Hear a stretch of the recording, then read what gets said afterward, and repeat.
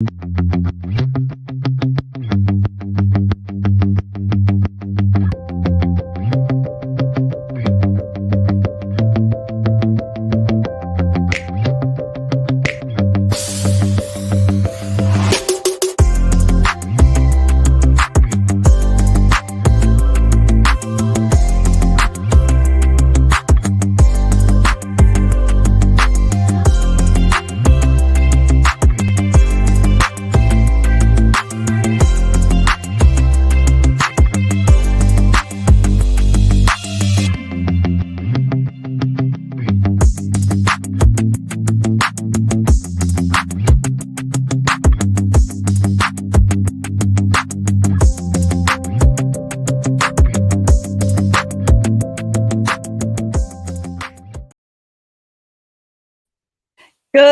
morning, afternoon, evening, wherever you are watching from around the world. Hi, and welcome to Global GEG. We have an exciting presentation for tonight, whatever time again, with Dr. Desiree Alexander. And she did a session on global, was it like a month ago? Yeah, time is... I'm losing track of time. Yeah, no, like time is relative. And her session was amazing. We had like a Google form and we voted for which tool she was going to talk about. And so one of the first things I think that won was Google Sheets, of course, because everybody always wants to learn more. And in that short amount of time, I think we covered like Sheets in 15 minutes. I was like, I want to know more. And then she messaged me after and she's like, let's do a 2-hour session. And I was like, really? Okay. So here we are today, and this session will just be about Google Sheets. So get ready to take notes, and if you need to go back and rewatch this session, feel free. It will be at the same link. You can go back and watch the recording. Also, let us know where you're joining from in the chat. And with that, Dr. Desiree, you can go ahead and get started. Yay. Thank you so much, Stephanie, for having me. You know, I am a big fan of yours, so thank you so much, and a big fan of Global GEG. So again, thank you so much for having me today. Hopefully you can see my screen, and you may see me look to the side. I am on YouTube on my other computer, so I can see the comments if we have any, because I know some people are here now, but a lot of you will be watching it later. So yay, thank you for being with me today. We are talking about have no fear, Google Sheets are here. And I am Dr. Desiree Alexander. I am the Regional Director of North Louisiana for a nonprofit called APEL, the Associate Professional Educators of Louisiana. I'm also the founder CEO of Educator Alexander Consulting, and that just usually brings me around the globe doing this, teaching teachers, teaching educators, teaching leaders, teaching whoever needs help, or mentoring whoever needs help, or just helping, right? So that's what I do. It's a passion of mine. I absolutely love it. So hello, that's me. This is how you can contact me on Twitter. I'm at Educator Alex, so go ahead and give me a follow. All other social media, Facebook, YouTube, Instagram, I'm Educator Alexander. I think except for Clubhouse. I think Clubhouse, I'm Educator Alex too, because they wouldn't let me do my whole name. So that's me. If you go to my website, educatoralexander.com, you can actually get to everything. So all of this information is on my website. If you can get to my website, then you can get to me.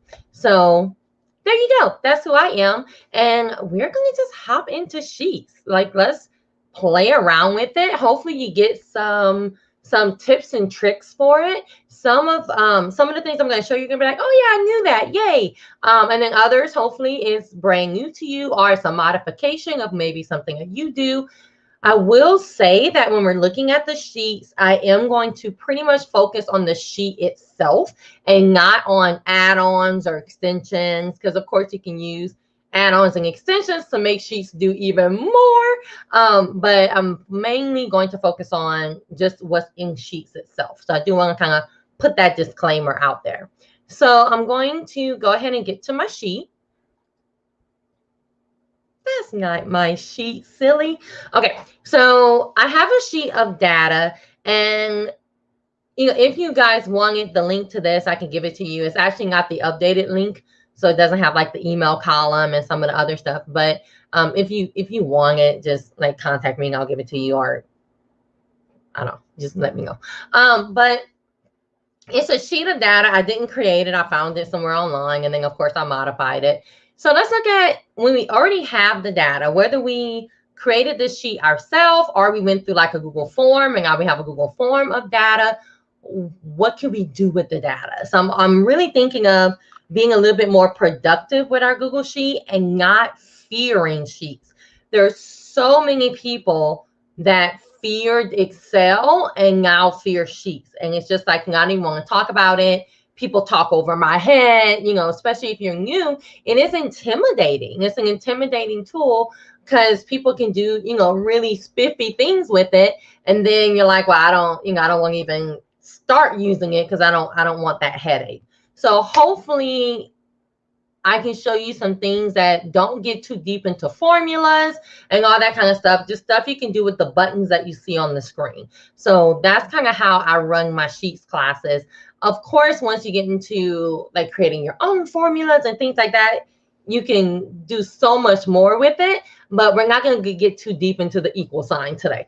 We're going to touch it, but we're not going to get too deep into it. So here's my Google Sheet of data. And of course, throw any questions or anything like that in the chat. And hopefully I can answer them. I am not an expert. I don't like, when we say, oh, you're a Google expert. I'm like, no one's an expert in Google unless you created it, right? So I'm not an expert by any means, but this is just stuff I've learned by using it. So let's get started. So I have my Google Sheet of data. It has about 44, 43 rows of data. It does have a header row. So for my basic users, this is what's called a cell. So each one of these little boxes are called a cell. And when you see people say like, put something in C1, all that's saying is C, the column, and 1, the row. So if I say H, this is H8, for example. So that's what they mean when they're talking about the columns and the rows. And of course, columns are up and down and rows are across. And you may think like, Desiree, do not insult my intelligence. But I am a firm believer of we all miss something. Like we all missed something in grade school. So columns and rows may be something that you missed. And what I like to think about it is a row is you row this way, right? You row even. So that's like if you row a boat, you don't row up in the sky. So you row this way. And of course, a column like on the houses, the big columns. But there you go. So that's what they talk about when they talk about a cell. So first and foremost, I want to talk about how to insert columns and rows just pretty quickly. So I have these columns here. And if I really wanted to put something between representative and email, what I'm going to do is I can just come here and either click on C or D, either one, and I can right click on it. Now, when I right click on it, it says insert to the left or the right. So that's why it doesn't matter which one you click on. So I'm going to say, oh, move. So I'm going to say I want to insert one. Is that a real person? That's interesting. Okay, so insert 1 to the left. So now I have that column in between. It kind of kept the same formatting with the colors and the like if I type right here, it's going to be the bold words and things like that. And then I can go ahead and type in here. Same thing when I come to the column. I'm sorry, to the row. I can come here, right click and insert a row above or below. So that's how you can insert and then put information in here. I'm going to get rid of these two because I don't need them, but I just want to show you how you can insert very, very quickly. Okay, so let's get to some tips and tricks. So one of the tricks that I use all the time, like almost every day, is combining columns. So I am going to actually get a column back right here. And we're going to act like this is first name and this is last name. Okay. So when I want to combine, there are some like formulas and things like that you can do to combine. But I just want to use this quick tip to combine. So I'm going to act like East is the first name and Jones is the last name. So I'm going to come here and type in East Jones, Central Cavell, and Central. Look what happened. So as I was typing it in, Google Sheets is like, hey, baby, are you trying to just combine all these? We don't want you to type all this yourself. So it automatically kind of ghosts it, just in case I'm like, no, that's not what I want to do. Leave me alone, right? I can just click the X. But this is exactly what I wanted to do. So I can go, yay, first name, last name combined pretty quickly. Only have to do, usually you have to do either 2 or 3 of them. And I can just hit the check mark and say, yes, please do them all for me. So it put column B and column C together for me. Super duper easy right here. Now, sometimes we get stuff like this, like we get, names and things like that. And you see how they're center formatted. Sometimes they'll put too many spaces between the name. I don't want to do that. I'm not going to mess with that. I'm just going to delete it. That's okay. But sometimes they put too many spaces between the name and things like that. There is a way that you can quickly fix that type of thing. So I'm going to go ahead and delete this column because I don't need it anymore. And let's say I'm going to put a first name with these. So I'm going to say Amy Jones, and I'm going to put too many spaces between Amy. I'm going to say Kurt Curvell, and I did not put Kurt. Jerk could be a name. You don't know his life. All right. So Kurt Curvell, and there's a space in front of Kurt that I may not want, that kind of thing. So if that ever happens to you, where you get a list, and I know it happens to me all the time because I do registrations and things like that, and people just will put like 50,000 spaces, and I'm like, and I have to go like fix it all myself so it can look good before I send it to other people. I don't have to do that anymore. So what I'm going to do is I'm just going to pick a random row. You can do this wherever you want to, and I am going to use my equal sign.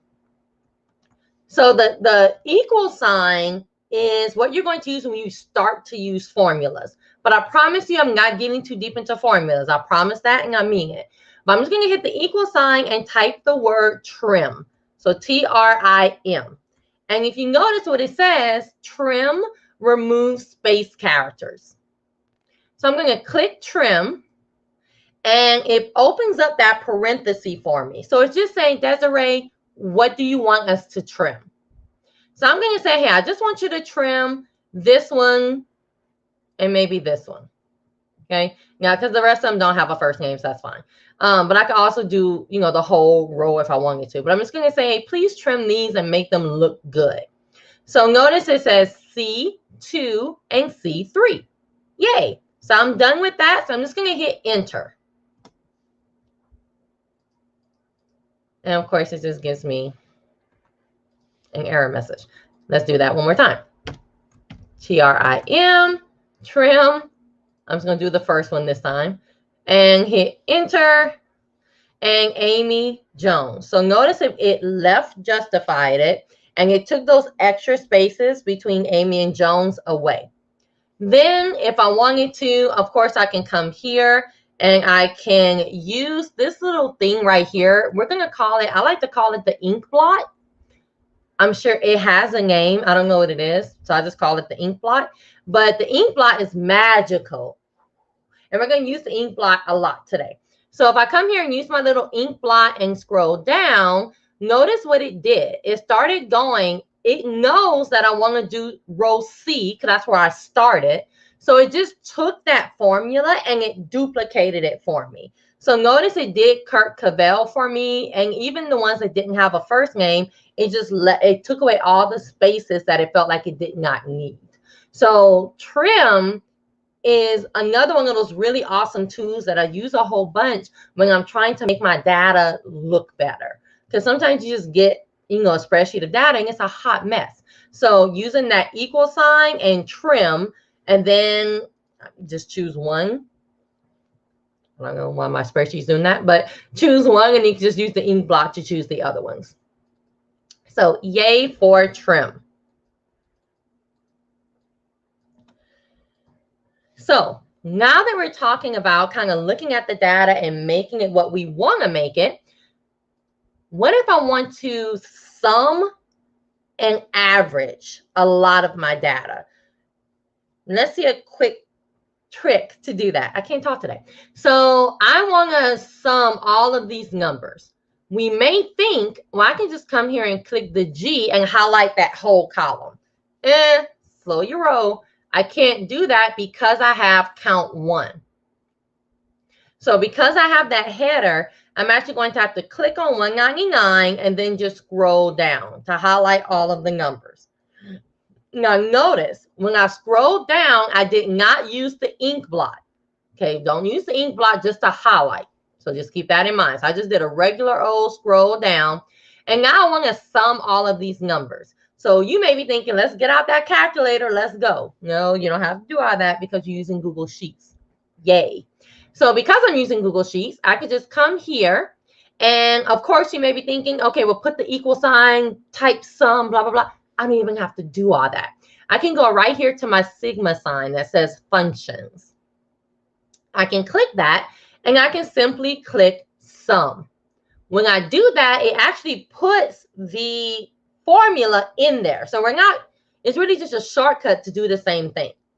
So you see, it still has the equal sign, it still has SUM, right? And then it has the G2, the G44. But I didn't want to do all that. So I just want to click the button. So now I can just click enter, or I can just click anywhere off. I just usually click enter. And now I have my total sum of all of these numbers. Now, if you notice, I can do the same thing with average. So if I come down here, right? And if I come here, I can click average, click enter, and it does the same thing. Now, while that's cool, you may be thinking, well, Desiree, that's awesome. But if I'm talking about education, a lot of times we don't want to sum or average the whole column. We want to do it per row because we have Eddie Smith and we have all of Eddie Smith's grades, and we want to actually average all of his grades. So how would I do that? Same way with the trick. So I'm going to come here and do 95 and 199. Hit my sigma sign and hit average. Hit enter, and now I have it. But because I want to do it on all of them, there's 2 ways you can do that. The first way is that doggone suggested that Google has. It's saying, hey, baby, do you want to do them for all? Yes, Google. So I can just hit the check mark. But I'm not going to hit the check mark because I want to show you the second way to do it. So I'm going to say, no, leave me alone, Google. So the second way to do it, or maybe you don't get that auto suggestion sometimes, is to use my ink blot. I love my ink blot. All right. So if I use my ink blot, I can come here and click on my ink blot and scroll down, down, down for all the ones I want to average that I can't quite get right. And there you go. So it averaged all of them for me. So that ink blot is really awesome when you want to duplicate. So I'm duplicating the actual formula, and it's smart enough to say, well, she doesn't want to just duplicate that same formula for that same row. She wants to do it for each individual row. So there you go. Yay. I'm going to, well, I'll delete it. All right. So another quick trick when you're talking about averaging and summing and all that kind of stuff is, let's say I wanted to add these numbers together. And I did not click on count 1 or count 2. Let me highlight these. There you go. So I didn't click on count 1 or count 2. But if I wanted to just do these kind of randomly together, notice there's a little box down here that says sum. If you click that, it's giving you some really, really quick data points. So because I highlighted those numbers, it's only focused on those, and it's giving me the sum, the average, the min and max, how many numbers in it is it. I don't really know the difference between count and count numbers. I know they're always the same for me, so I don't know. But there you go. So some just very quick, if I don't even need to have it on the sheet itself, maybe I'm writing it down somewhere, I don't even have to go to the sigma sign. I can just highlight, just like I did for all of these. Highlight, come here, and now there's my sum, 33867. And I just quickly write it down. Now, if I wanted it to show on the sheet, that's when I can quickly do the sigma sign, and that makes it a little bit quicker to actually put the number on my sheet. Yay! So I'm going to just stop right there quickly and see if we have any questions.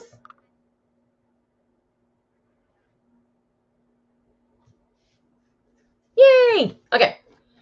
And I see Louise is here, and he's one that I do consider he may not, I don't know what he considers himself, but I consider him a Sheets genius. So hello, Louise.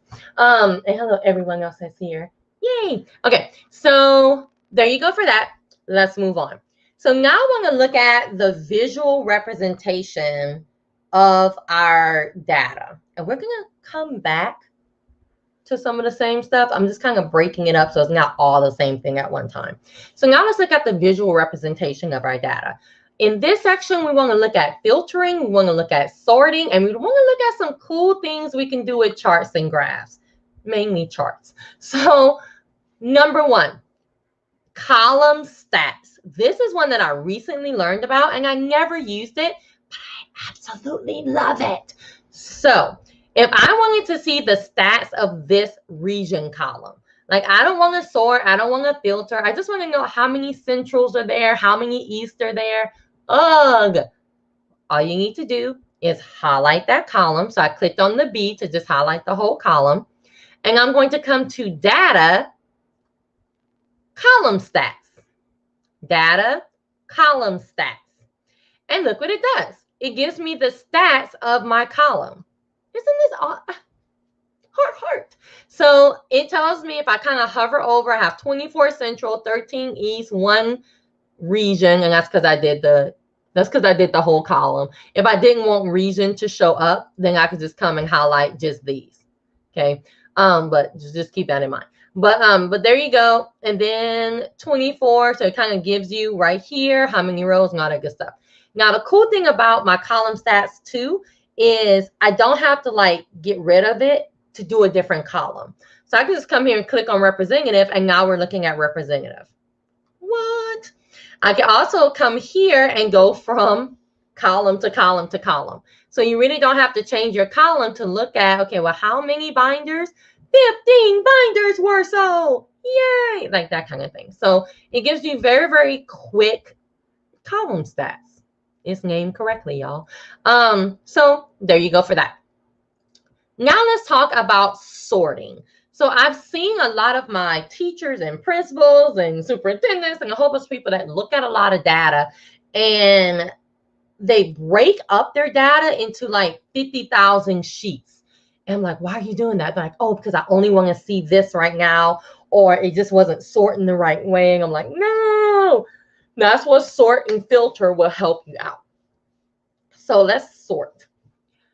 So to sort, if you ever want to highlight your entire sheet, you can just click this little open box right here to highlight the entire sheet.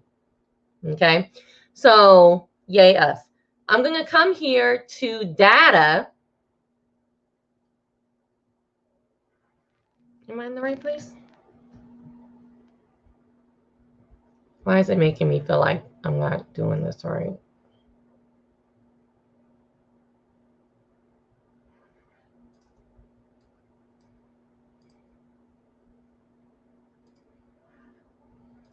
All right. I was looking for something else, but that's fine. Okay, so go and highlight the whole thing. Go to data and go to sort range. I think that's what I'm looking for. Okay, I'm not crazy. I just had to, I was like, this isn't looking the way it's supposed to look. Okay, sorry, I had to scroll up. So under data, the reason why I wanted to see this is to tell you to skip all of these.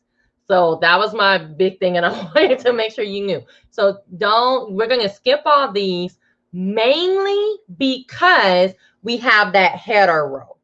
So because we have that header row that says order date, region, rep, count 1, count 2, whatever, we want to skip the top 4 and go to sort range. Okay?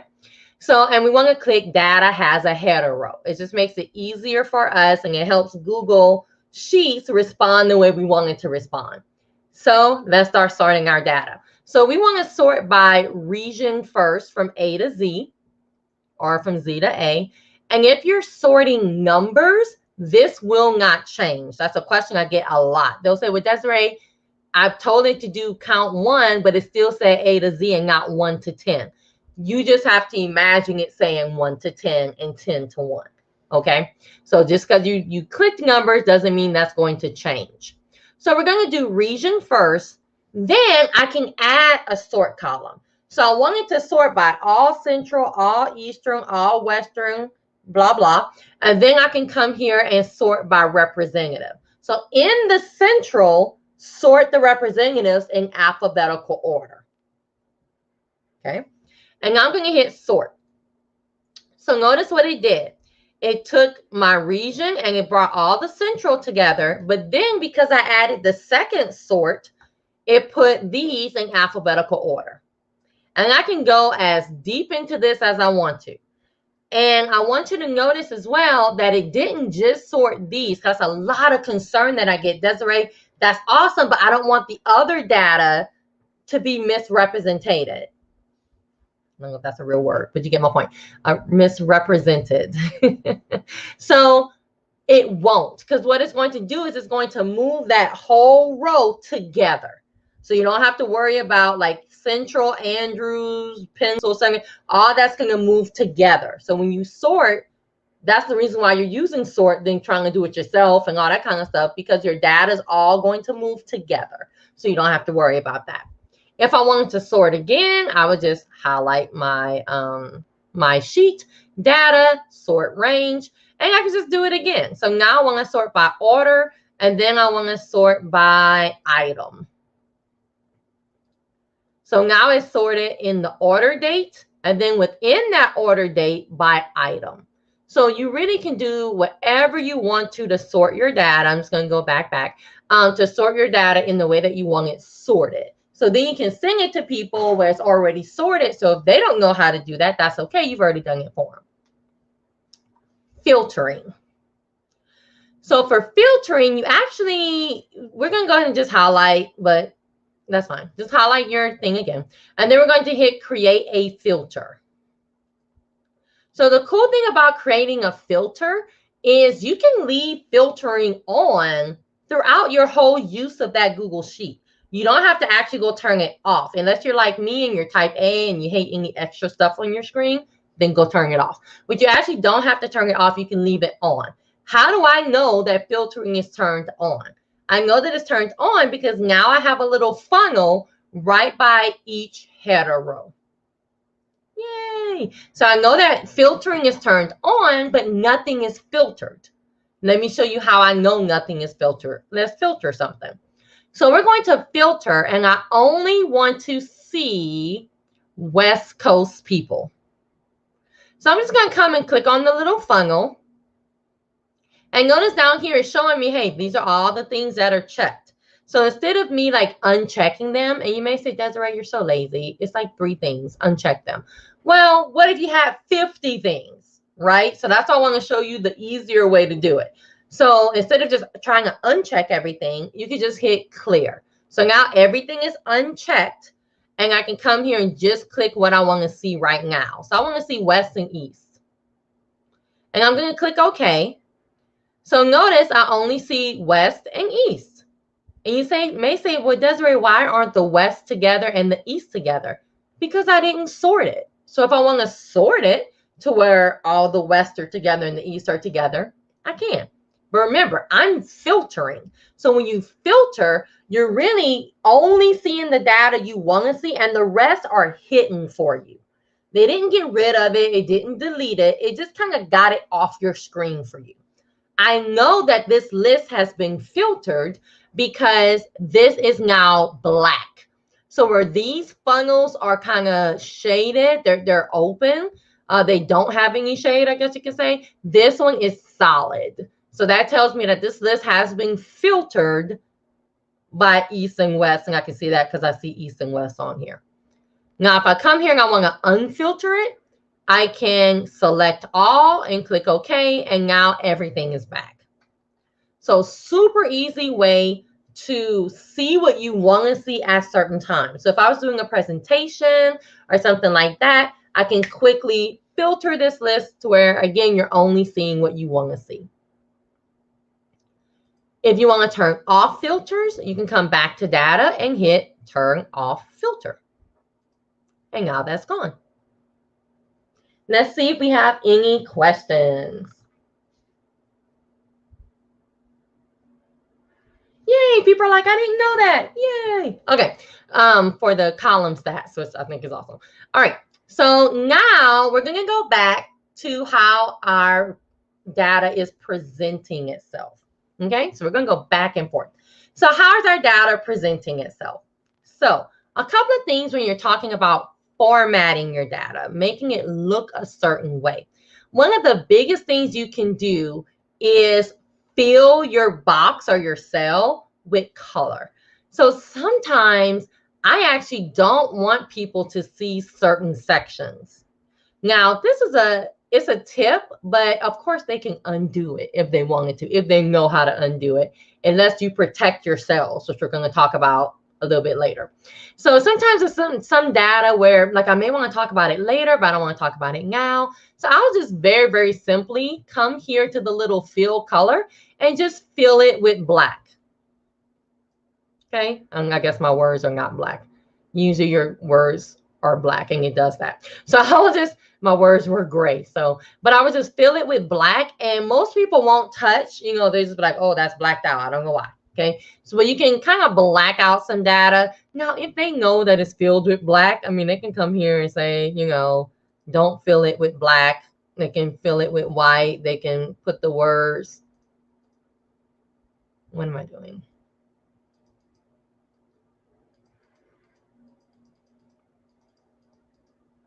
Oh, maybe I didn't highlight it. I'm like, what is it doing?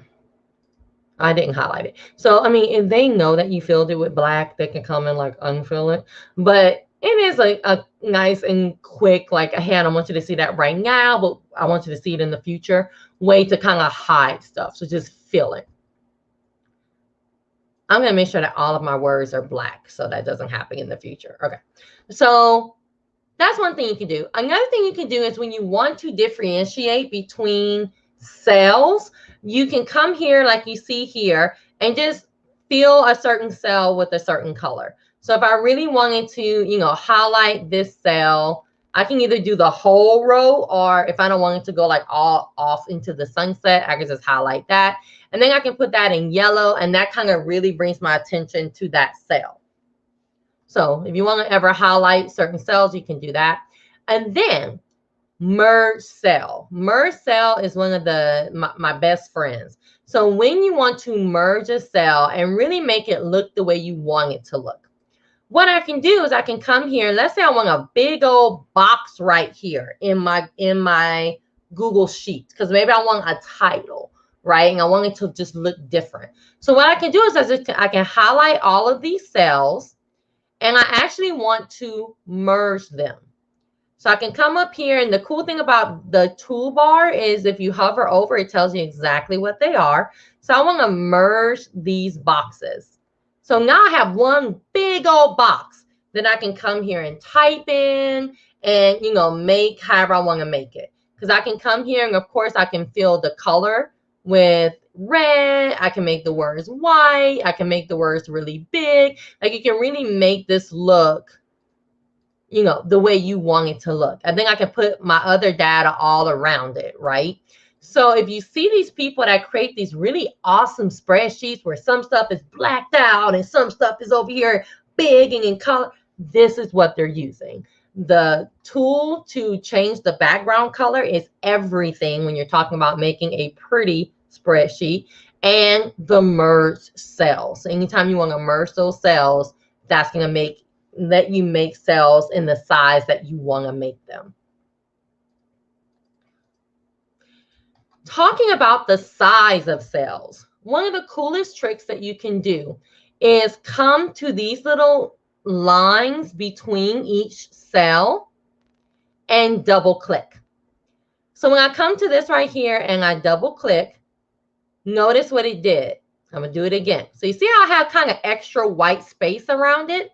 If I come here and double click, it puts the cell in just the space it needs to show the words. So it gets rid of all of that extra white space. This is really crucial when you want to print off data, because if you've ever been like me, you go to print off the data, half of your columns are missing and you're like, ah. So you can just come here, double click, and it only will, you know, be as big as it needs to be. So yay to that. Love that little quick tip, because there are other ways to do it, but I mean, I usually just come and do that and I'm done. So I'm gonna put my white space back because it's good when I'm teaching, but there you go. Okay. Now, freezing columns and rows.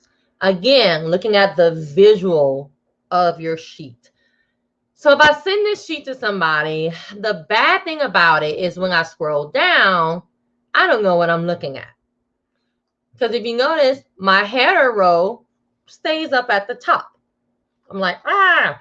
And then when I come to the side, I have no clue what date this happened on. So that's when you want to freeze your rows and freeze your columns. So to freeze, we're going to come here to view and freeze. Now, when you come here to view and freeze, it'll say 1, 2 are up to current and 1, 2 columns are up to current. So what up to current means is if I know I want to freeze all of these 6 rows, I can just come here and highlight number 6 and then come here to freeze up to row 6. So that's one way to do it. But I'm just going to freeze the top.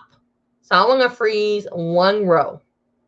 So what that did was, if you notice, it put a very, very thick line right here. Y'all see how that's thicker than the rest of the lines, right? So if I scroll down, what?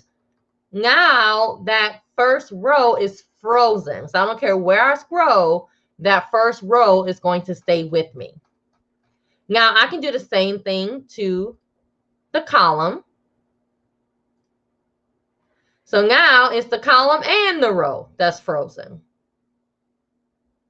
Now you may say, well, Desiree, what if I already do it and I want to change it? Maybe now I want it to be the first 2. Do I have to go back, deleting it? Nope. One of the easiest things you can do is you can come here and grab, and I'm going to see if I can do it with my big cursor, because sometimes my big cursor gets in the way a little bit. But I can grab that thick line and move it wherever I want to move it. Same thing with this one. What? Okay, so you can really move it yourself, or of course you can go back to view and change it. I usually just grab it and just throw it wherever I want to throw it to freeze, because sometimes I want it to be frozen right now, but not for like the rest of its life, right? And then I'll go and put it back up here. So just depending on when you're looking at the data and you're analyzing the data, you can decide how frozen you want this to be. Okay, I'm gonna stop right here and see if we have any questions. And we have so much more awesomeness to go. But I'm gonna stop right here and see if we have any questions. Yay, hello everyone. Okay, moving on. So now I want to talk about a couple of charts. So again, we're going back and forth with the visualization and the analyzation of your data. So now I want to talk about analyzing your data a little bit in charts. So if I come here to insert chart, anytime you do that, it's going to kind of throw a chart at you. Now, I want to talk about 2 specific charts that I started using. It really helped analyze my data. So I'm going to get rid of this chart for a second. So I want to look at region and representative. I have to think. So I want to look at region and representative, but look at my raw data. There's a lot of duplicates on here. So I have a whole bunch of central, east, west. I don't want that to show on the table. I don't want the table to say central, east, west, central, like that's not what I want. So I'm going to actually aggregate my table, or my chart, I should say. So when I come here and I'm going to click insert, notice I did highlight the 2 columns. I'm going to click insert chart.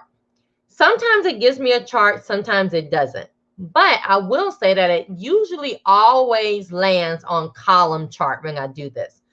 Usually, it doesn't give me a chart if I don't have numbers. And I'll show you why it's doing that. It's because of some of the defaults in Google Sheets. So if you have numbers, usually it'll give you a table there, but that's not the chart you want to use anyway. So bleh.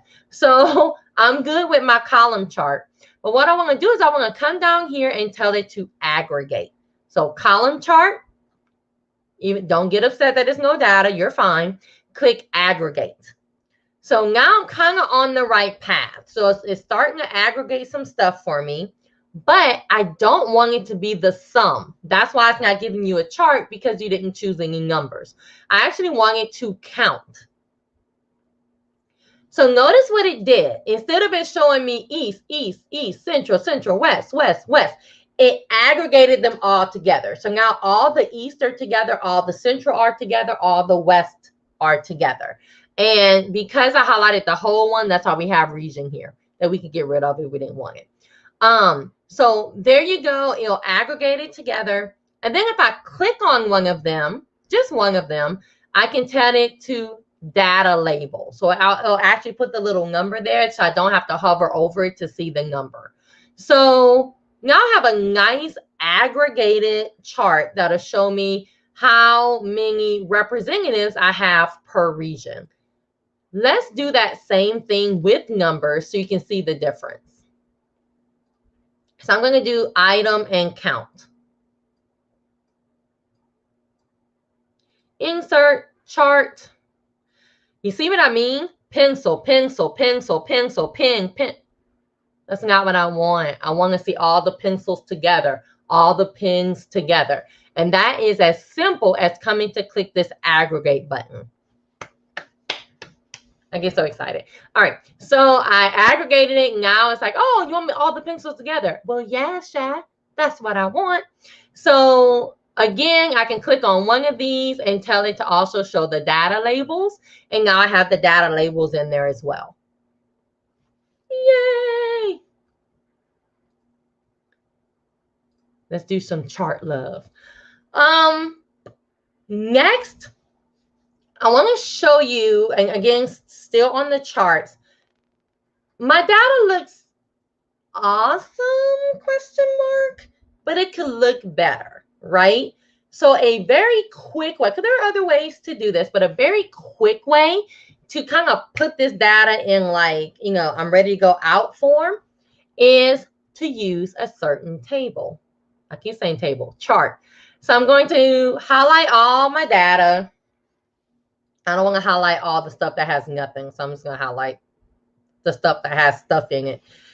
And I'm going to come to insert chart. I don't want this chart, but thank you, Google. I'm going to click on where it says whatever chart. Mine says column chart. And I'm going to scroll all the way to the bottom and click table chart. Now, the thing that I love about this is it just makes your data look very, very presentable. If you notice, it kind of puts the gray tint on every other line. It kind of, you know, makes it a little bit more succinct. It also puts this little bar where I can just scroll down. So it makes your data really, really, oh, there you go, really, really nice and ready to go. If you wanted to put another table over here, like a visual table, like a bar graph or something like that, then what I can do is I can actually have this here and the bar graph there, and it looks more like a report versus raw data and a bar graph sitting on the side, if that makes sense. So it'll make it look very much more like a report that you're giving to somebody. They can also come here and filter. Why is everything giving me problems? So you can also come here and filter. So like I am sorting, I should say, not filter, but I'm sorting by representative. So now it's T to A, or I can do it that way. So they can come here and kind of choose how they want to sort the list without having to know how to sort, if that makes sense. So I can give them this, and it's super easy for them to sort and you don't have to go through those 50,000 directions of how to sort the list. And it did nothing to, like, even when I'm sorting the chart, it does nothing to my raw data in the back. So pretty cool. And anytime that you get a chart, you can come click here on the 3 dots, the skinny snowman, the hot dogs, and you can tell it to move the chart to its own sheet. So if I move the chart to its own sheet, it looks really, really nice without me having to go through any formatting at all. Yay! So there you go. Another chart hack that you can use. I'm going to stop here and see if we have any questions. Yay! Moving on.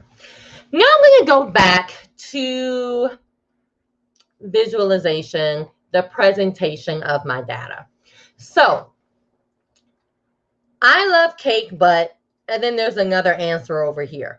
Now, if I didn't have this other answer, it will actually help me out because it will put, I love cake, but not just any cake. I love yellow cake with chocolate icing. Is there any other better cake? I think not, I say. I think not. And I believe that. So there's a lot more to this answer. I'm going to type another answer again. There's a lot more to this answer that I'm not able to see. And this is a very common concern, especially if you're giving your students constructed response questions and they're typing it, or even if you're using this with business, it's like, I want to see the whole thing. So what do you wind up doing? You wind up double clicking each one to read the whole thing. And sometimes that gets to be a hot mess because it goes off the screen, like you saw when I had to, scroll my, it's a whole lot of seconds and minutes being wasted. So in order to fix that, you can wrap your text. And you can actually just highlight the whole thing to wrap your text, or you can just highlight one column or whatever you want to wrap your text. And what wrap text does is it will put all of the text where you can read it better on the screen. What it is not good for is if you're going to try to print this out, because then your sheet, like you might just put a whole pack of paper in there. Okay, but if you're reading this on the screen, this is a really helpful tip. So to wrap the text, I'm going to come right here to text wrapping. And again, highlight, like just put your mouse over it and it'll tell you what it's going to be doing. So I can come right here to text wrapping. And the one I want to use is right here in the middle called wrap. So this is what it does. So now I can just read on the screen. I don't have to do all this scrolling and all this headache, and I can just read exactly what I need to read and move on. Now notice if I come here, oh, that's the only answer for that one. You get the point. All right, I was going to demonstrate again with that, but you get the point. So that is text wrapping, and it's another one that I use pretty regularly because I'm always asking for, like, what is your opinion about blah, blah, blah, blah. And then I get the spreadsheet and I'm like, so I just wrap all the text and I don't have to worry about it. Yay! Next with visualization is, how do you want your words to show? So this is pretty normal, right? You have your header, you put your little words here, and you're done. You made it fancy by changing the background color and bolding it, and you're done with it. But sometimes you want your words to look a little bit different. So for that, we're going to use the button right next to text wrapping. That's called text rotation. So with text rotation, you can choose how you want this header to look. So if you want it to look a little bit, fancy, put on that fancy jacket, you can come here and choose, and it kind of shows you, how it's going to look. Do you want it to go down? Do you want it to go up? Do you want it to be like this, where the letters are going up and down? I have seen people doing this themselves. Like they'll type a letter and hit enter, type a letter and hit enter. And I'm like, stop doing that. Okay, so you don't have to do this yourself. It's a click of a button. If I want to go back to, the norm, here you go. So you can just type it out like normal and then use this little button that says text rotation, and then you can rotate the text however you want to rotate it. So just keep that in mind. You even have, like, I don't want it to be 90 degrees. I want it to be another degree, whatever. But you can come here and choose how you want it to look. And it'll make, you may not want to do this for every single spreadsheet, but some spreadsheets, you may want it to look a little bit different, right? Or may want to do that somewhere else. Like maybe I want to have this header row look like this, but then I want another header row, to have different kinds of letters. It's really up to you. And it doesn't have to be a header row for you to make that happen, right? But if I was looking at this tells me to stop because something else is coming underneath that, right? That's kind of how our brains work when we're looking at spreadsheets. But there you go. Like I wouldn't just do this. Like why is it like that? So usually it is an indicator that something is coming underneath it, but you don't have to do it on the header row. So I just wanted to show you that. But pretty cool. Yay. Okay. Next, let's go back to analyzing your data. So notice you have valid email here. Yay. Valid email. So this is one that I recently learned about because I get so many people that do stuff wrong. I love you, but I get a lot of people that do a lot of things wrong. So for example, putting an email address that's not a real email address. And where it hurts me is when I'm trying to copy and paste this data somewhere else, like let's say on an email list or something like that. What I would usually do is I would use that trick that I showed you earlier. I would insert, I'll come here and do East Jones, and then Central Cavell, and then Central, right? I'm like, yes, thank you. And then I'll just copy all of these, and then I'll go throw it in the email list. And it's like, yeah, the email list is like, thank you, boo. But what will happen is I'll have that one or two hitting in a list of 600 that didn't put their right email. And then I have to go and search. I have to go search for where is that email address so I can either delete it or email them, or contact them if I actually know them or, know their email address or whatever, and say, hey, what's the end of this? Or put .com on it because I know it's .com, right? It's draining. So what I started using is a trick, a formula. So I put this column that says valid email. You do not have to do this. I just did this for teaching purposes. But I want to see, is my email list valid? So notice I have some Amy. Let me use my little double click. So Amy.Jones, which apparently is a real person. Sorry, do not email Amy.Jones. I have Jones at Gmail, and then I have nothing at gmail.com. And then I have a lot of Jones at Gmail, and they forgot to put the .com. So I want to see which one of these emails are valid and which one is not very, very quickly. So what I'm going to do is I'm going to use the equal sign. And I'm going to type in is email. So notice whether a value is an email address or not. So I'm going to click that and notice it opens up my little formula for me. But again, we're not going deep into formulas. So I'm just going to highlight all the ones I want it to tell me, and hopefully it'll work. And I don't have to do one at a time. We'll see. We'll see if it, watch it doesn't. It makes you do one at a time. So we'll see if this works. And then I'm going to hit, maybe it's because I shouldn't have to close it, but I'm going to close it with the parenthesis. You usually don't have to do that, and click enter. Okay, it worked. I don't know. Maybe I had to put the parenthesis to close it. But it still only did one of them. So there you go. Just do one at a time. So you do one, and then it says, do you want an autofill? But I'm going to say no. Of course, you would say yeah if you were lucky enough to get this. But if not, of course, I'm going to use my ink blot and just scroll down to copy that formula. And notice what it told me. It said, yeah, baby, you are good for all of these. Well, these are not valid email addresses. So it just helps me to find them pretty quickly before I even copy and paste the list and waste all that time. I'm able to very quickly see, did the parent give me those right email addresses, right? And sometimes, even if you're not copying and pasting your list anywhere, you still want to bring it through this validity just to make sure you have a valid email address before that one day when you have to email the parent and you realize, oh, wait, I've been sitting with this data for 2 years and I didn't realize that the email address wasn't correct because I never had to use it. Okay, so a very quick kind of validity test for your email addresses, and then I can come to this like one false one and go, okay, Curvell, tell your mama to send her email address. All right, so yay. So I've started using this a lot. It helps.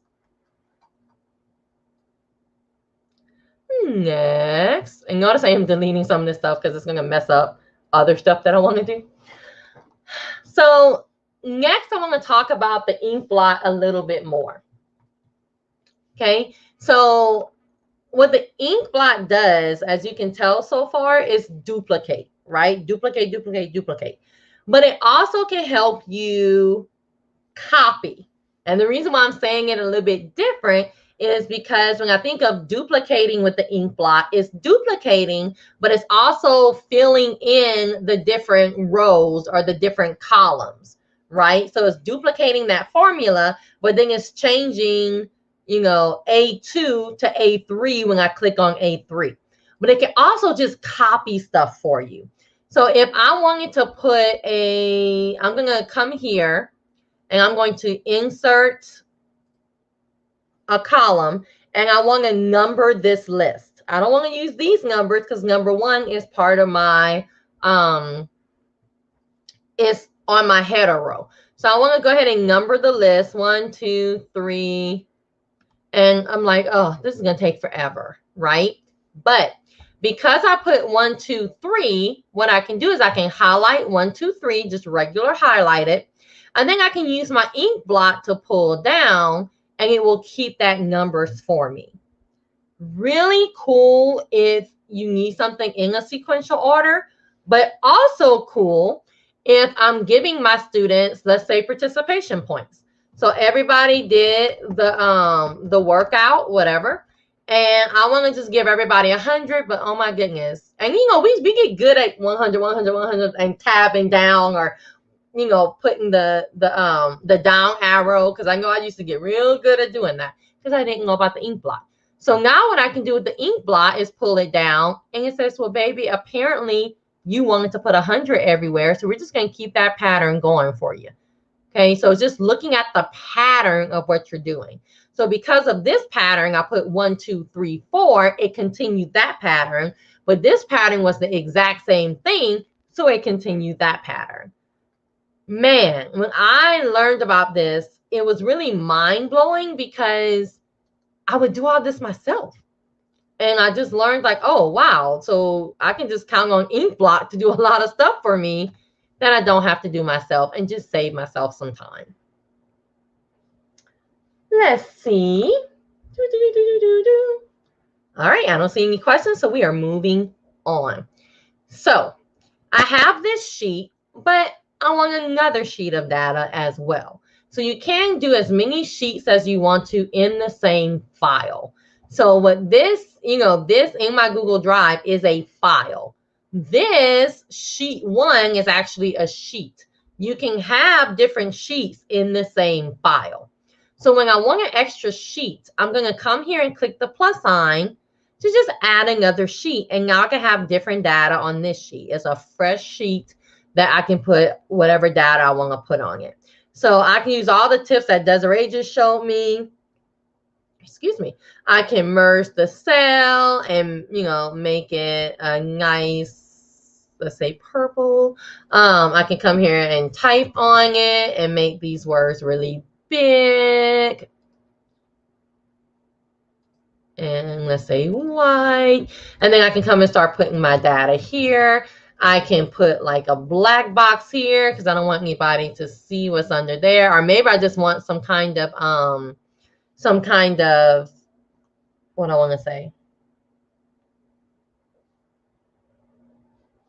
separation between the top part and the bottom part. So I can kind of black that out so you can have that separation, things like that.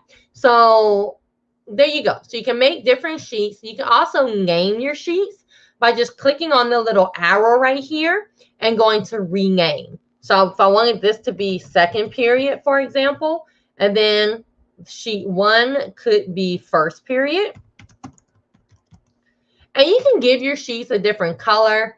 I mean, it's like, but you can like it just puts like a color line at the bottom. It's not like it does anything to the sheet itself, but sometimes I can see where that can be a nice little organizational tip, especially if each one of whatever group has a specific color. You can just kind of look for the right color to click on. So you can do other sheets. You can also protect your sheets. So when you're talking about protecting your sheets, that's when I want to send a sheet to someone, but I don't want them to edit it. So a lot of us who have been using sheets for a little bit think about publishing the sheet, publishing it to the web. Honestly, you don't have to publish a sheet to the web unless you want to embed it. So if you want to take a sheet and embed it in a website, then you still have to publish it to the web to get the embed code, which makes sense because if you're going to embed it in a website, they want it to be public where anybody can see it. That's kind of how the thought process behind it.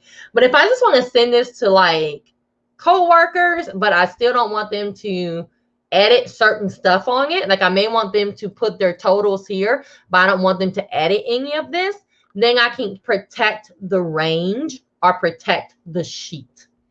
So let's see how to do both. So when I want to protect the range or the sheet, I can come here to the little caret, and this is Google. You have 50 ways to do the same thing. So you can do it, up here, I think it's under format too. I think it's under format, or is it under data? Data. So same difference. But you can come here and protect your sheet. And notice there's range and sheet. So they're both under protect sheet. I think the one up here says range and sheets. The one down here just says sheet, but it leads you to the exact same box, I promise. So what I usually do before I even go to protect a range, I will highlight the range. So if I want to protect all of this, but I want them to be able to edit these two, I will go ahead and just highlight, everything I want to protect. And then I click on protect sheet. I don't want to protect the whole sheet. I want to just do the range that I've already done. So notice it already has A to G first period. And that's because the name of this one is first period. So it's not going to do anything in second period, only for first period. And I'm going to say set permissions. The cool thing about set permissions is if I really want to give somebody editing rights, but not everybody, I would do that here. So I would say, hey, I want it to restrict to either only me, or I can say only me and these people that I type here. Okay, I'm just going to say only me because you don't need to do any of my stuff. So only me, and I'm going to click done. Yay! So say changes have been saved. So if I shared this with someone, what they're going to see when they click on any of this to edit it is it's going to say you do not have permission to edit this. When they click on this, they'll be able to type just like normal, and I'll be able to see it. It's shared with everybody, but I don't want them to edit this certain stuff. So that's really, really helpful. If you've ever shared data with other people, you know how helpful that is. Because sometimes you're just like, please don't change your name. Please don't change your name. And you see like everybody started changing their name. You're like, ugh. So if you ever want it, you can protect one range or, one column or just a couple. So you decide what you want to protect. And then no one will be able to edit that except for the people that you want to edit it. Now, I'm going to come here and delete it. So if you ever want to delete that, I'll show you how you get back. So you can come back here to protect sheet, and your range will be here. I'm going to cancel because it's asking me to do a new range. I don't want to do a new range, so I'm going to cancel. And my ranges are here that I've already done. So let me go through that again. I went here. I went to protect. And you say, hey, what's your new? I don't want a new range. Cancel. And then all the ranges you've already set up will be listed here. And that's how you can get there, and you can edit them or delete them like I'm about to delete mine. Now, it's even easier when you want to protect a whole sheet, Because then you just click on the sheet. You come here to protect sheet. You leave it on sheet because it's showing you all the sheets you have. And that's it. You click permissions. Who do you want to, who do you want to be able to change that? And done. So the cool thing about protecting a whole sheet is if you want to send someone data, but you don't want them to change like a whole sheet, but you do want them to work on the other sheet. So this is really helpful if you want to actually give them information, because remember, you can merge cells. So if you want to give them directions, don't send me a Google Doc and a Google Sheet. Put it all on the sheet, right? Because I can hit the plus sign, add this. I can actually change this to say directions. And then I can just make like a merge and just type out all my directions on here. And then I want you to change the direction so I can protect the whole sheet. And then you can go work on the other sheet. So you can really use sheets in the way that you want to use it. So I'm going to come here and to second period, and I'm going to go back to protect sheet. No, I do not want to do a new one, but I do want to delete the one that I already did. Yay! Let's see if we have any questions before we go to conditional formatting. So every time I look, it's like, thank you, or I didn't know that. It makes me so happy. Yay. So conditional formatting. This is, I used to think like, oh, the fancy people can do this. I'm like, oh, the fancy people can do conditional formatting. And then I learned how to do it, and I was like, oh, that's it? All right. So everybody can do conditional formatting. It's pretty simple, but I want to show you how to do it. So what conditional formatting is you're telling your sheet to highlight certain things in certain colors depending on fill in the blank. So you can say something like, okay, I just gave a test. I have a student, the lowest that the student made was a 33. The highest they made was 100. So I want you to put everyone who made a 60 or lower in red. Everyone that made a 70 to 60 in yellow. Everyone that made a 90 to 80 in blue. And everyone that made, 90 to 100 in green. They're ready to go. They're fine. So instead of like doing all that yourself with the little fill bucket, you can conditional format. So let's look at how to do that. So I'm going to highlight just my numbers.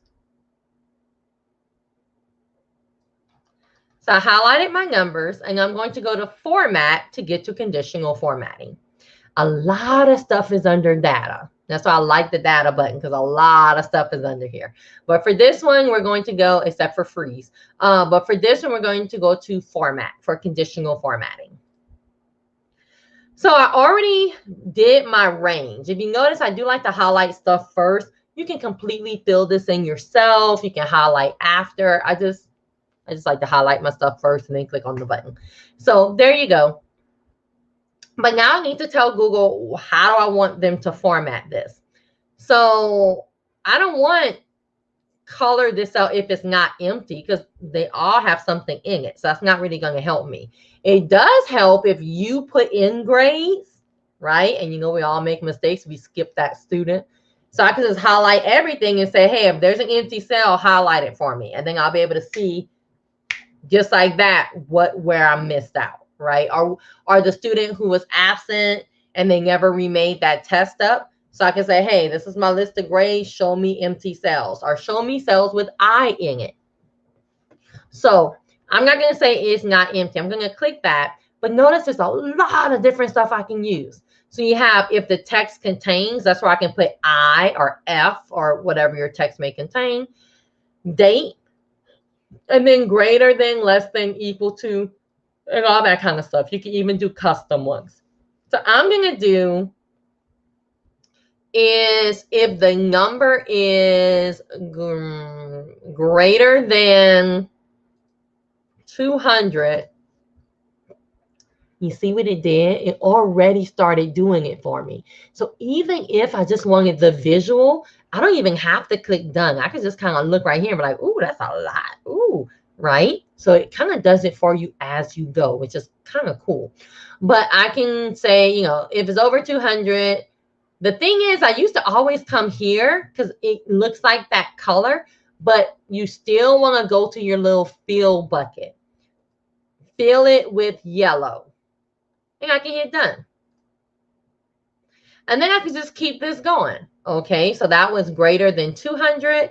So next, I want to do if it's less than 100. I don't know, I'm just making this up, folks. Fill it with orange. Done. So notice now I have 2. And if I get off of this, it's still going to do it. And I think I only did the numbers. I can't remember. I think I only highlighted the numbers. Let's see. All right. So you see how this one didn't highlight? That's because I only highlighted the numbers that I had. But if I highlight the whole columns or the whole thing, then it will keep going for me even if I added another number. So just to prove that, format, conditional formatting. I'm going to delete these 2 and I'm going to say add a rule. And I want to say if the number is less than 200, fill it with green. Done. And notice I didn't worry about any of these because they're not numbers, even though I highlighted the whole sheet. So then if I come down here and I say that this is 25 and this is 126. So because it was the whole sheet, it's going to keep that conditional formatting going for me as I go. So you can actually do this in the beginning of your grades if we're thinking about grades and just have it do it for you as you go. So every time you put that failing grade in, it's going to automatically pop up in red and you'll be able to say, who is that? Gil, what did you do? Right? So that's the awesomeness of conditional formatting. You can really use it for text. You can use it for empty cells. And of course, you can use it for grades and numbers and cost and registration and all that kind of stuff as well. So there you go with your conditional formatting. I'm going to get rid of all the stuff I just did. I think I'm still. All right. So there you go for that. I'm going to stop right here, see if we have any questions, and we'll move on. Awesome. And if you have any questions, please just throw them in the chat. So next I want to show you about putting check marks in your sheet. So if you ever wanted to create a sheet where either you can check stuff off or whoever you're sending it to can check stuff off, this is how you can do that. And it's pretty awesome. So if you come here to insert, you can go to checkbox. So I can insert a checkbox here. And then I can kind of format the checkbox. So if I want the checkbox to be in the middle, I can simply come here, just like you're going to align the words or anything else, and you can come here and align it. You can also choose the text color. So just like if this was a word, you can choose the text color and change your box to a different color, which I always think is really nice because it helps people's eyes go to the box instead of it just being a black box. You know, it helps me go to the box. And then, of course, I can come here and use my ink box to go ahead and put my check marks, you know, everywhere I want to put them. There you go. So I can come here and check it. I can come here and uncheck it. And the cool thing is when you're checking it and unchecking it, if you notice what's happening up here is if you check it, it comes out as true. And if you uncheck it, it comes out as false. So that's pretty cool that it's keeping track and kind of your formula of, you know, what's true, what's false. And then you can, you know, use this for some of your sorting and stuff like that. So very, very quick thing and pretty cool. And I have so many people going, how do you put those checkbox. I'm like, it's just a click of a button, sweetie. It's nothing. I did nothing fancy at all. It's just a click of a button. And that's insert checkbox. Commenting. So one of the drawbacks to commenting on a Google, or really on anything, but especially on a Google Sheet, is not visible, in my opinion. So if I wanted to comment and tell people like, hey, y'all need to look at this, like what happened here, right? Why do we only sell 50 binders? I can come here and insert a comment, and I can say, why did we only sell 50 binders? And comment. So what I mean by it's not too visible is, how like on a doc, it's going to hang out on the side, right? Like that kind of thing. But because this is a sheet, it just has this little color right here. And if you're not looking for that, you're not going to see it. Or you may see it and go, what's that? That's weird. Now, if you put your mouse over it, it's cool that it pops up. So you'll be like, oh, okay. But if I wanted to ask this to a certain person, or just make sure that my crew actually sees the comment, you do want to use kind of the same tip that you're going to use in a doc, in a slide, and all that. And that's make sure that you use that @ symbol. It used to be the plus sign. So if I come here and I want to insert a comment, I can use the same comment, like, why do we all sell 50 binders? And then I can use the @ symbol and actually @ the person that I'm talking to. And I can even @ more than one person and @ my group.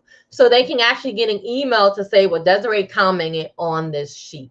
So that way it'll help them actually see the comments. And even if you knew about the @ symbol, you may be commenting on a Google Sheet and thinking like, why aren't my people responding to the comments? It's because they can't really see them. I mean, it's just like a little, it's very, especially if you have a spreadsheet full of data, it's not really visible. So especially on a Google Sheet versus anything else, I would go ahead and put those @ symbols and either type out their email address, or, if they're like already part of your contact list, they'll just pop up. And that way they'll actually know that you're making comments on your Google Sheet. Okay, let me see if we have any questions. Perfect. I want to show you one more thing with charts. I think I'll get off charts. I do love the chart feature in a Google Sheet. But I want to show you one thing about charts that you may or may not have thought about, and that's using the chart from a spreadsheet in a Google Doc. So if you're doing a report, what I've seen a lot of people will do is they will create a Google Doc, and they will just put a link to the spreadsheet, right? They'll say, hey, go look at the raw data, or they'll put a chart. They'll put a chart on a spreadsheet by itself, or a sheet by itself, and then they'll put the link to the spreadsheet. But you can actually put the chart in a Google Doc, and then when you come and change the data, it'll change automatically on your Google Doc. So if I want to come here and do that for a chart, I'm going to insert chart. Okay, and of course I can aggregate because it looks like a hot mess. So I can come here and do that. And then I can come here, and I'm just going to keep whatever it gave me. And I'm going to come here to the 3 dots. And notice you can edit, you can delete, you can download the chart, which I never, sometimes I do, sometimes I don't. You can download the chart. But I'm just going to copy the chart. And notice when I come to paste the chart, it says, do you want it to still be linked to the spreadsheet? Yes, because that way when I change the data on the spreadsheet, it's going to automatically change in the Google Doc. So I can come here and say, yes, please keep it linked. So now, of course, I can put like my whole report and all the words and all the images and all that kind of stuff. But I don't have to link you link you where you have to go to the Google Sheet. I can put the chart here. And then if I come here and I update any of these numbers, and I don't have to keep the chart here. Then if I come and update any of these numbers, it's probably not going to make that big of a difference on my chart. You're not going to be able to see it, but it will update here. You can even come here and click on it and notice it's saying that it's linked, and you can either unlink it if you ever just like, I just want to keep the chart, like it is right now. They can also open the source of it to go to it if they would like to, but most people are they just want the data, right? And like, I don't need to see all the raw data and all that. I just want the chart. So I don't need to open up 50 windows to get that chart. So I think that's pretty cool. I like that. I use it every now and then. I don't use it that often, but I do use it every now and then. Okay, before we get to a couple of more things, I'm not going to take the whole 2 hours. I kind of told Stephanie, I was like, I'm probably not going to take the whole 2 hours. But I did want to have a little bit more than an hour to show you some more stuff. Let me see if we have any questions. Nope. Keep going. All right. So the Explore button. I really love the Explore button down here. It does different things per product that you're using. So what it mainly does for your sheet is give you ideas of charts.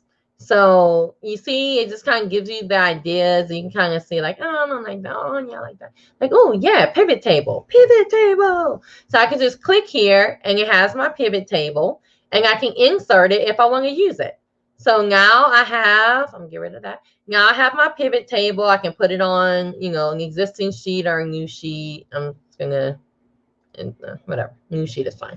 So now I have my pivot table here that I didn't have to create myself, and it put it on a sheet called pivot table. So there you go. That's what the Explore button will do for you in Google Sheets.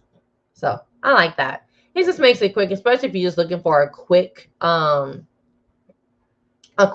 chart. So next, I just want to pretty quickly go through some of the little buttons that you have that you may have never played with before. So one of them is, you see that all of my numbers are just 2 digits. So if I wanted to change that, I've seen people manually put the period behind it and the 1 or 2 to make it like money and stuff like that. But you don't have to do that. You have these little buttons right here. So if I click this one, notice what it's doing. The more times I click it, the more times it's putting that .00 behind it. This one decreases it. So if you ever needed to do that, to make it money or something like that, this is a pretty easy way to do that. And I did highlight all of my numbers. And then I can come here and also put the $sign on it. So pretty quick way to make something like from numbers to actually look like dollars. Because sometimes I'll use this when I get that raw data, but before I send it to whoever I need to send it to, I want to clean it up and make it look really, really good. I'll use that trim feature to trim all those extra spaces and all that kind of stuff. And then I'll use this.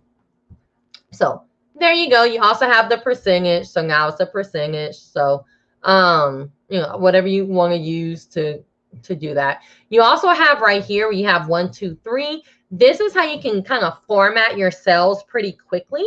So if I wanted to put dates right here, so I'm just going to put dates, and I wanted all of these cells to be dates, I can highlight the cells. I can come here and say, I want these to be dates.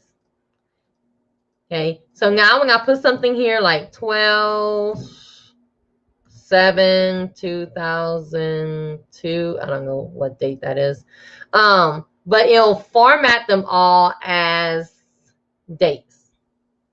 Okay, and of course you see you have other ones too that you can play with, but this is the one I usually would use, is the date one.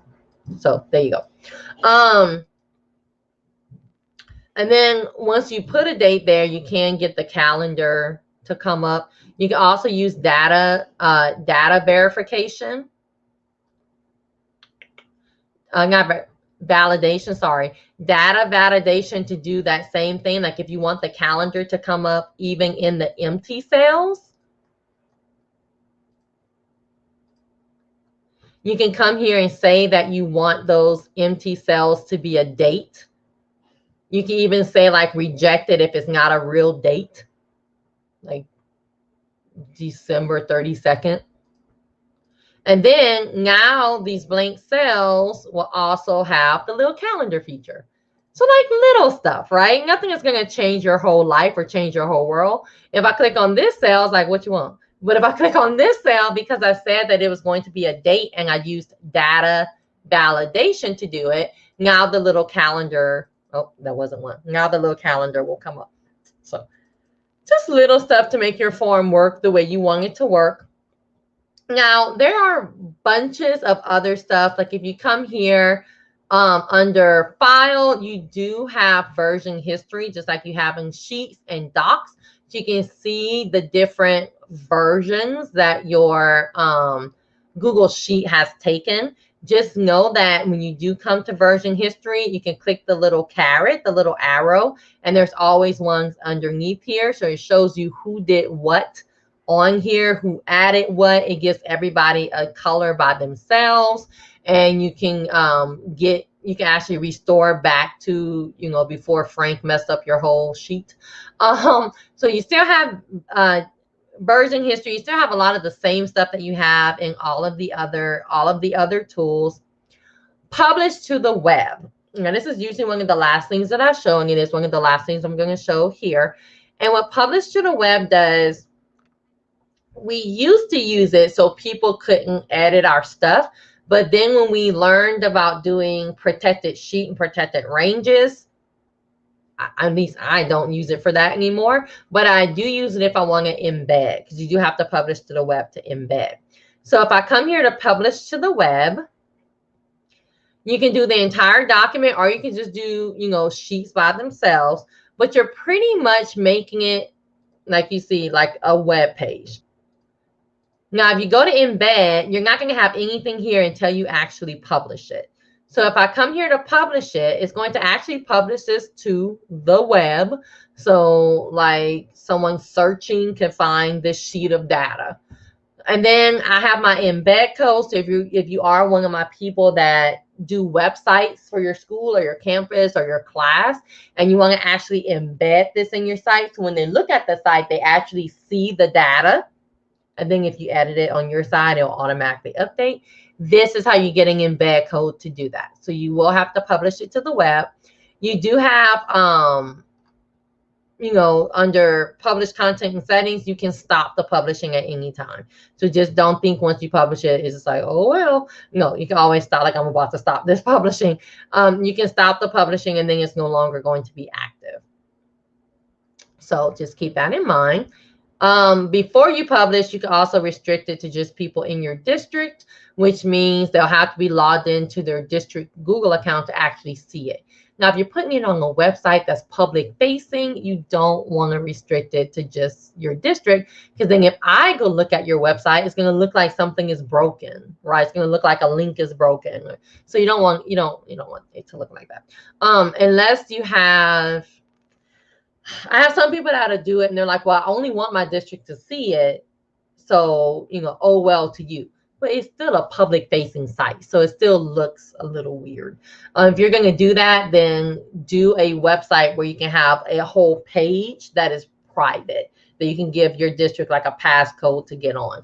That's just my opinion. Because you don't want you to not make a mistake and for it to look like a mistake, if that makes sense. You have your edit, which is kind of normal. Your view, the main thing I want to show you is freeze. I'm not going to go through all that, but you got the other things that you can go through and look at and play with. The last thing I'm going to show you is called Sparkline.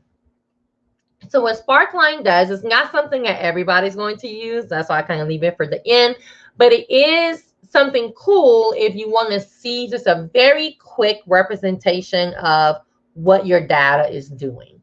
So for example, if I want to see, I have all these numbers and I just want to see like, man, where did we go from the beginning to the end? The first thing I would do is come here and sort my data by date, which I think mine was already sorted by date, but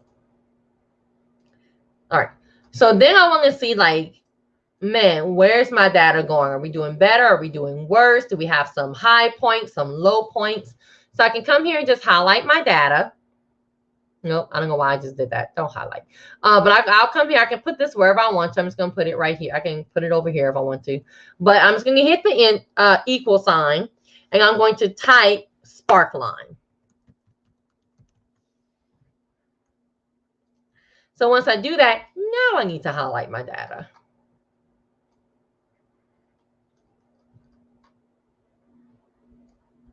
And then I'm going to hit enter. Let's see if it makes me do the closing. Okay. Yeah, it shouldn't make me do that the first time. So this is my quick representation of what is, and I can make this bigger so I can kind of see, and I can make it wider. So it's just a quick representation of what's happening in my data. So I can see like how many low points I've had. I can see how many high points I've had. Really cool if you just need, like, you don't want to run a table and a chart and all that stuff. You just want like that very quick representation of, hey, what is my data doing? So I can see that we had many high points. We're kind of dropping off right now. We need to see what's going on. And that's it. It's nothing, you know, again, nothing's going to set the world on fire, but really quick data representation if you need that. So I think I'm going to stop right there. There's some other things that you can do, but I don't want to take the whole 2 hours. So I'm going to stop right. One more thing. It's so bad. All right. But this is one of the things that I like to do, especially if I'm going to print my data, is if you come here, I have so much fun with this, y'all. So if you come here and you print, you know, it looks okay. Sometimes it doesn't look okay, and it looks like you can't really see the lines. So what I like to do is, especially before I print, but sometimes even just to see it on the screen, I'll highlight my whole sheet, and I'll come right here to the border. And I'll tell it that I want to see the border in whatever color. I usually do, just, I am boring, I'll just leave it on black. But I want to see my border, but I want to see all borders represented. So notice the difference in this. So this is how it looked before, right? And now it put like very clear and dark borders around everything. And sometimes this just helps me see, and maybe because I'm wearing glasses and things like that, but it just helps me see better, to see like where things stop and where things start. So just if that helps you, that's one that I use pretty regularly as well. So if that helps you, there you go. And I'm gonna stop. There's other things I want to show, but that's good. So I think I'm gonna stop right there. So if you have any questions, I will say that Sheets has some very amazing add-ons and extensions that you can work with Sheets to do even more. One of my favorites is kind of an oldie but goodie, and is AutoCrat. But you can, there's so many that you can use. So I'm just gonna stop talking. An hour and 30 is long enough. So that was amazing. I learned so much, and I'm gonna have to go back and like rewatch and pause and then do it. My favorite was when you showed the publish to the web with just a sheet. Like, I did not know that, and I'm just like, there's so many different things that we could do with this. So I'm really excited to dig into that tip. Yeah, thank you. And I do have a place on my website where you can leave comments if you would like, and it's just my website /comments, or just go to my website and click comments. So if you want to leave a comment, or just throw it on Twitter or anything like that. So thank you. And Patrick said there was so many great tips. So thank you for that help, because Sheets can be scary, but not after this session. Yay! And then I also put in the link for the website, so make sure you check out Alexander, or Educator Alexander, for more information or more sessions that are coming up, and get working on those different sheets, practicing them and just trying to make them better than you could, and use them in different ways. So thank you, Dr. Desiree. That was super helpful, and thank you for coming on to Global today. Of course. Thank you. I appreciate you guys having me.